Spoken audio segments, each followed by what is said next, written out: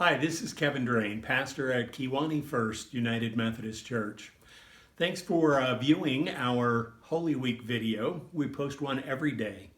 We started last week with Palm Sunday, Jesus' triumphant entry into Jerusalem, and we will post a video every day until Easter Sunday, Resurrection Sunday. I hope you're blessed this Holy Week. May God richly bless you. Matthew, Mark, and Luke only briefly mentioned me in their Gospels.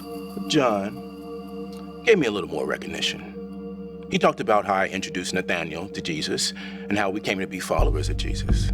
He wrote about my role in the feeding of the 5,000, but he also recognized that I tried to introduce a group of Greeks to Jesus.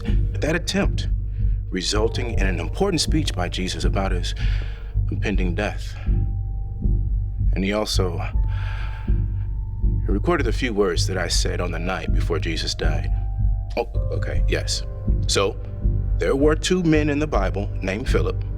One was a man who taught the Ethiopian eunuch and lived in Caesarea. The book of Acts talks about him. That's not me. I'm Philip, the apostle.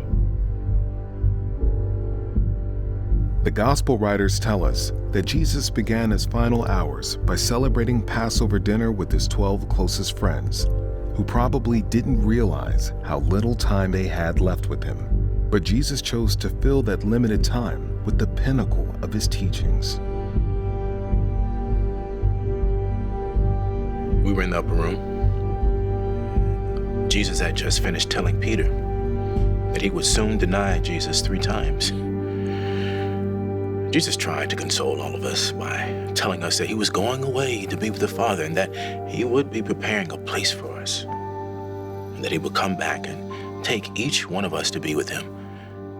And we would have been more consoled if we understood what he was talking about. Thomas blurts out, "Lord, we don't know where you're going. And how could we know the way?"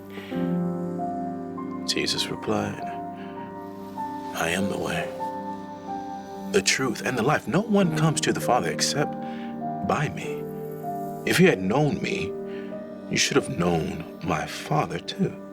Now, rather than catching the insinuation that we had really never known Jesus, I triggered one of the most famous passages in the Bible.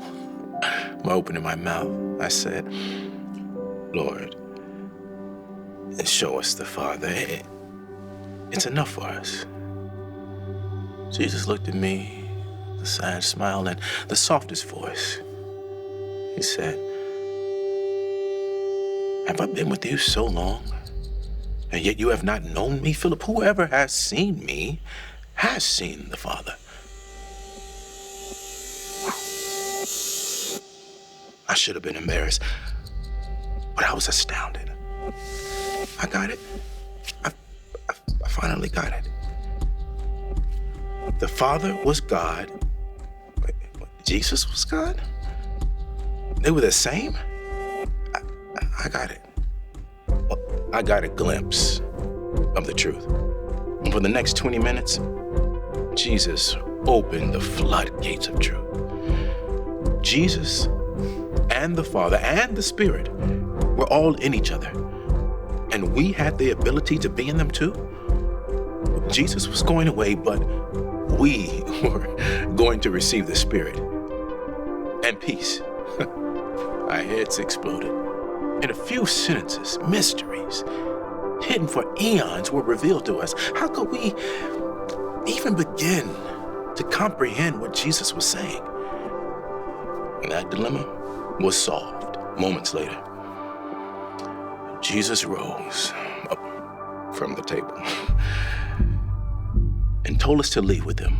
And after we left the room and started down the hill to the Kidron Valley, Jesus stopped.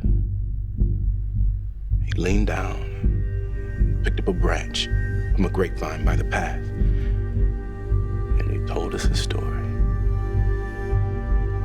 "I am the true vine, and my Father is the vine keeper. Every branch in me that doesn't bear fruit, he takes away, and every branch that bears fruit gets pruned so that it bears more fruit. You are clean through the words that I have spoken to you. Abide in me, and I in you. A branch can't bear fruit by itself. It has to be attached to the vine. You can't bear fruit unless you abide in me. I am the vine. You are the branches. The one that abides in me and I in him, that's the one who bears much fruit. Without me, you can do nothing. Jesus kept talking, but ended the example with, and by this, my Father is glorified, that you bear much fruit, showing yourselves to be my disciples. As the Father has loved me, so have I loved you. We walked on to the Garden of Gethsemane, and Jesus continued to pour out his parting words of wisdom. Each sentence was worth an entire lifetime of study. But I could not get my mind off of the story of the vine and the branches. For the next 2,000 years, people would be interpreting it the best they could. And let me tell you how I thought of it that night. In Israel, during early September, you become accustomed to the sight of vineyards during the harvest season. You see these thick brown vines growing up about 3 or 4 feet from the ground. And each vine ends in a knurl from which numerous branches grow along the different directions of the trellises. From the branches grow a lot of large leaves that vary from dark green to yellow, bright red even, depending on the exact time of the season. In fact, most of what you see is an abundance of leaves. But hidden among these leaves, clusters of dark purple or light green grapes hanging from the branches. The branches not only bear fruit, but they bear leaves. And having the proper amount of leaves is critical to making the most and best fruit. The point of pruning and trimming is to end up with the right amount of branch that produces the right mixture of leaves to yield the right amount of fruit. The vine keepers are never finished.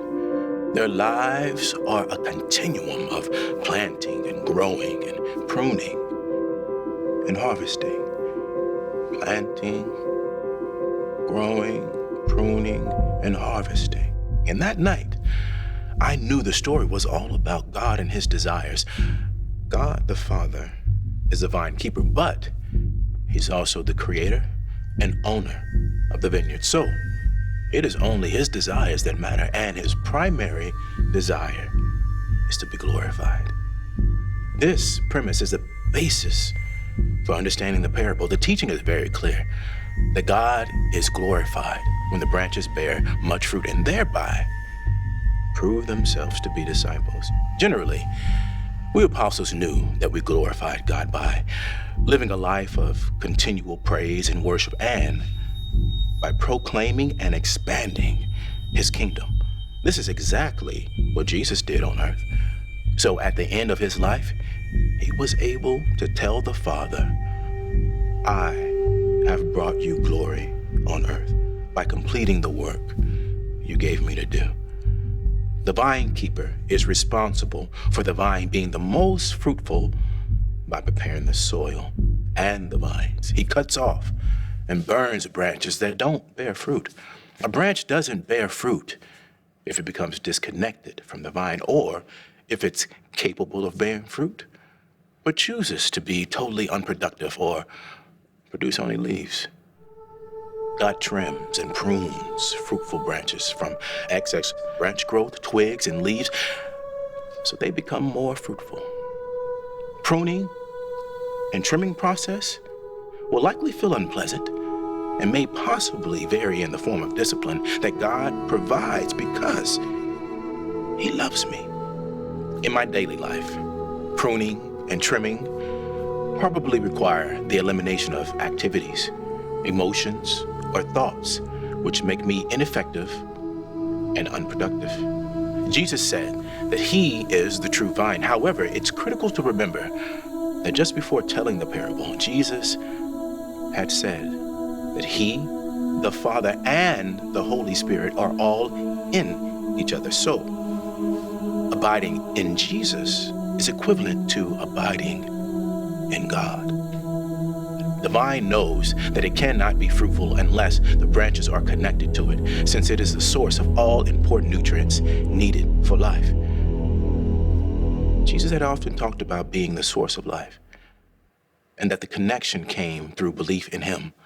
Now, followers of Jesus are the branches, and the purpose of each branch is to produce much fruit. In order to do that, the branch will have to optimize its input of nutrients from the vine and optimize its output by properly allocating its resources between the two activities of making fruit and making leaves. During this teaching, Jesus taught us that a healthy branch trusts God, knows Jesus and the Father, has faith in Jesus, obeys Jesus, has the Holy Spirit, loves Jesus, and is loved by Jesus and the Father. Have peace, love each other, do not belong to the world, and testify about Jesus to others.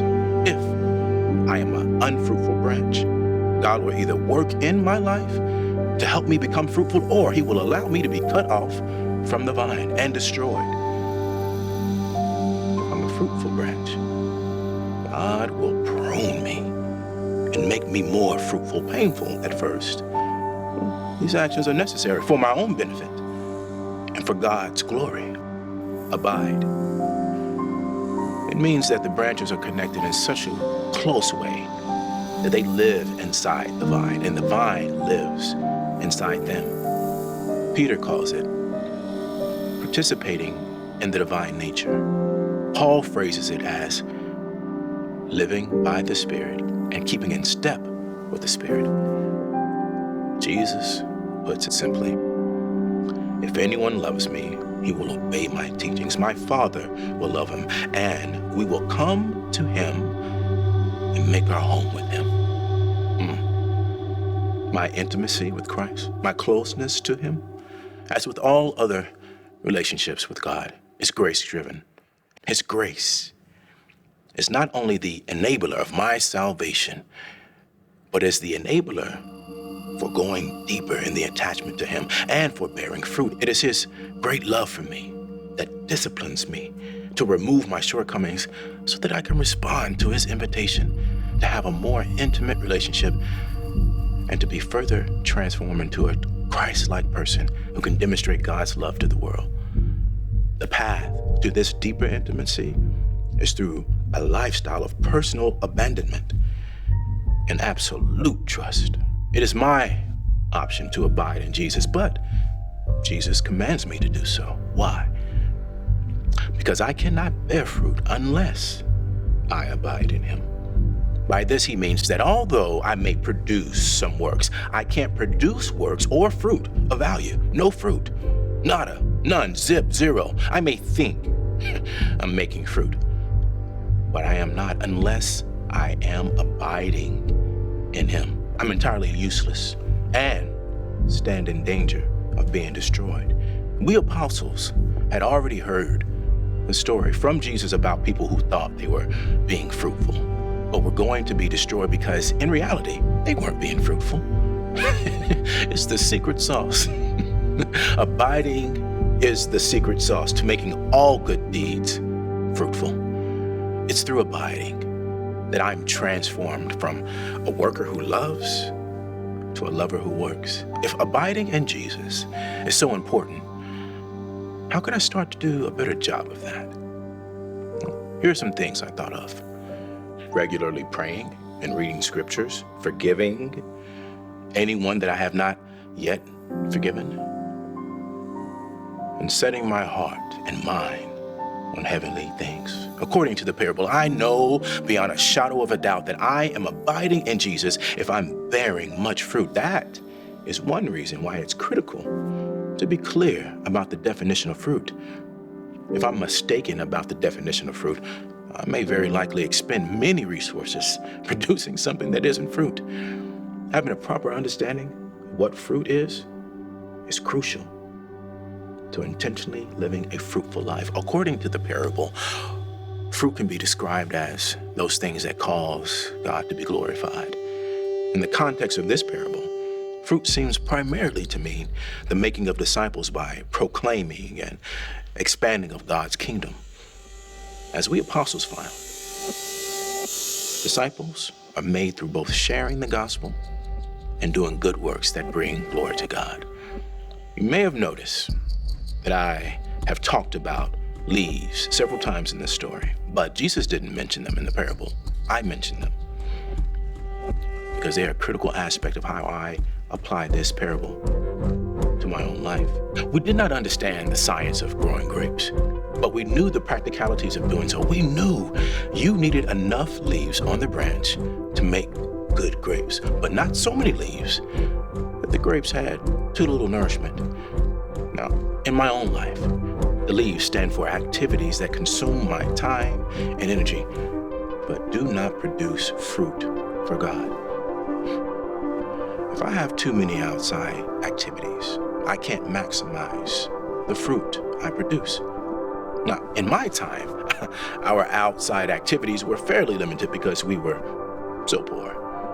You're not so fortunate. You have an unlimited amount of diversions at your fingertips.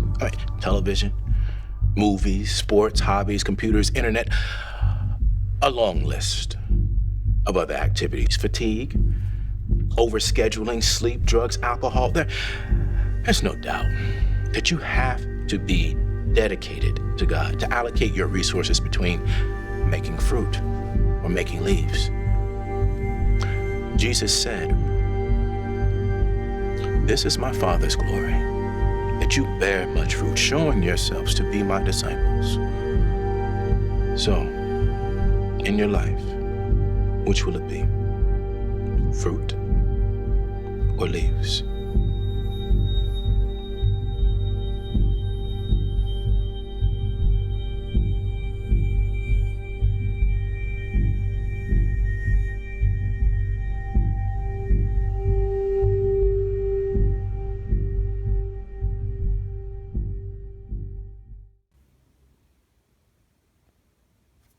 Hi, this is Kevin Drain, pastor at First United Methodist Church of Kewanee. Thanks for viewing the video today. If it has blessed you, then, check out our website, KewaneeUMC.com. If you are so inclined, you can leave a donation there, or if you want to go old school, you could always write a check. Our address is 108 Central Boulevard, Kewanee, Illinois, 61443. Thanks for viewing, thanks for being with us, and may God richly bless you.